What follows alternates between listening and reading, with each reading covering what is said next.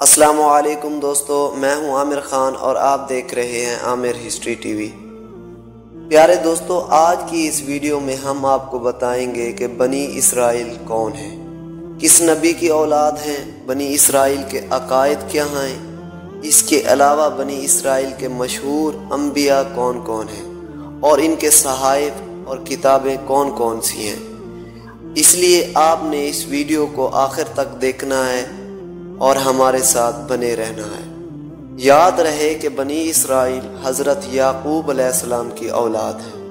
حضرت یعقوب علیہ السلام کا ایک نام یا لقب اسرائیل بھی تھا، اس نسبت سے یہ بنی اسرائیل کہلاتے ہیں۔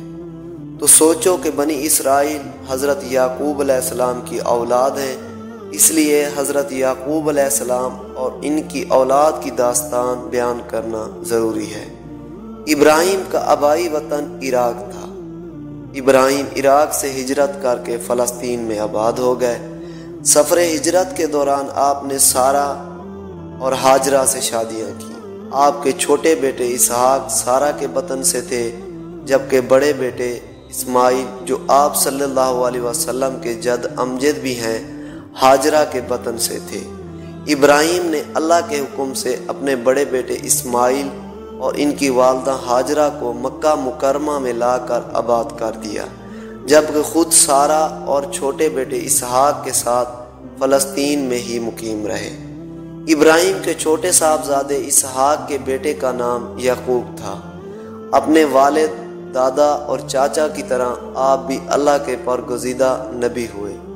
یعقوب کے 12 بیٹے تھے، جن میں سب سے چھوٹے بیٹے یوسف مصر میں ایک بہت بڑے سرکاری عہدے پر فیض ہوئے، تو بے شمار بنی اسرائیل مصر میں جا کر آباد ہو گئے۔ اس دوران اس قوم کی ہدایت کے لیے کئی پیغمبر آئے، جن میں حضرت ایوب علیہ السلام کافی مشہور ہیں۔ بنی اسرائیل کے ایک طویل مدت کی آسائش اور حکمرانی کے بعد قبطیوں کی غلامی میں جکڑے گئے، تو ان کی رہنمائی اور آزادی کے لیے موسیٰ تشریف لائے۔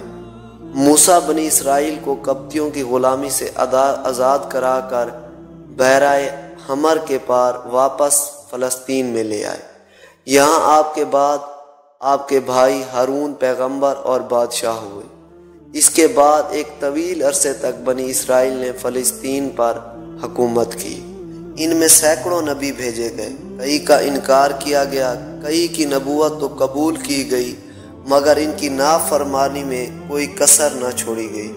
اس کے بعد اللہ تعالیٰ نے بنی اسرائیل کے 2 باپ بیٹوں داؤد اور سلمان کو عزت بخشی۔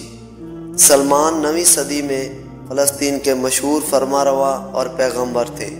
ان کی وفات کے بعد 10 اسرائیلی قبائل نے ان کی جانشینوں کی مخالفت کی اور اسرائیل کے نام سے شمالی فلسطین میں اپنی بادشاہت قائم کر لی۔ 537 قبل مسیح میں بابل اور نینوا کے حکمران فلسطین پر چڑھ دوڑے۔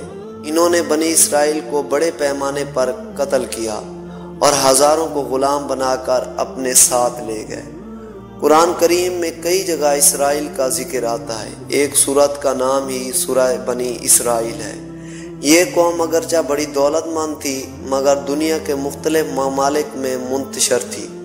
1917 میں برطانیہ نے ان سے وعدہ کیا کہ فلسطین میں ان کی آزاد حکومت قائم کر دی جائے گی، لیکن اسرائیلیوں نے وفائے عہد سے پہلے ہی علاقے میں بسنے والے فلسطینیوں پر بے اندازہ مظالم توڑ کر انہیں اپنے علاقوں سے کھدیڑ ڈالا اور اپنے طور پر آزادی کا اعلان کر دیا۔ جیسے ہی غیر منصفانہ طور پر اول روز ہی اسرائیل کی پشت پناہ کرنے والی طاقتوں امریکہ، برطانیہ، روس وغیرہ نے تسلیم کر لیا، اور آج تک تقسیم فلسطین کی قراردادیں دنیا بھر کا منہ چڑھا رہی ہیں اور غاصب اسرائیل حکومت قائم ہے۔ بنی اسرائیل کے مشہور انبیاء: حضرت ابراہیم علیہ السلام، حضرت اسحاق علیہ السلام، حضرت یعقوب علیہ السلام، حضرت یوسف علیہ السلام، حضرت موسیٰ علیہ السلام، حضرت ہارون علیہ السلام، حضرت داؤد علیہ السلام، حضرت سلمان علیہ السلام، حضرت دانیل علیہ السلام، حضرت عیسیٰ علیہ السلام۔ اسرائیل کے مشہور صحائف زبور، تورات، انجیل۔